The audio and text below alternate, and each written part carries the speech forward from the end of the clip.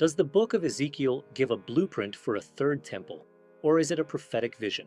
Whenever someone wants to prove the idea of a third temple, one text immediately appears, Ezekiel chapters 40 to 48.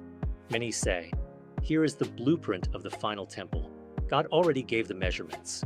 All that's left is to build it. But this reading completely ignores the context, the purpose, and the text itself. First essential point. Ezekiel is not in Jerusalem when he receives this vision. He is in exile, in Babylon, after Solomon's temple has already been destroyed. The people are broken, humiliated, asking, has Haskim abandoned us? Is there a future after judgment? It is in this context that the vision appears. Now comes something decisive. The text itself explains why this vision was given. In Ezekiel 43, Haskim clearly says, show this house to the house of Israel, so that they may be ashamed of their iniquities. In other words, the function of the vision is pedagogical and moral, not architectural. It is not an engineering manual. It is an ideal model meant for spiritual confrontation. Second point that almost no one faces. This temple has never existed. No temple in history, neither the Second Temple nor Herod's temple, followed these measurements. The division of the tribes described there never happened. And more than that, a literal river never flowed out of the temple to heal the Dead Sea. This is not a historical mistake. This is symbolic and prophetic language. Third point, even more serious. Ezekiel describes atoning sacrifices with blood, purification of the altar, and forgiveness of sins.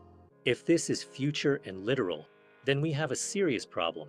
Either the sacrifice of Yeshua was not sufficient, or God decided to go backwards. But the book of Hebrews is categorical. Where there is forgiveness, there is no longer any offering for sin.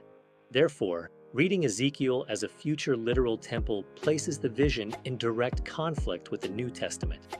So what is Ezekiel doing? He speaks of restoration using the language that those people understood: temple, altar, priesthood, purity. But the real message is not build this. It is, this is how it should have been.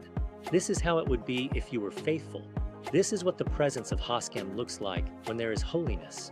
And the Bible itself interprets Ezekiel later on.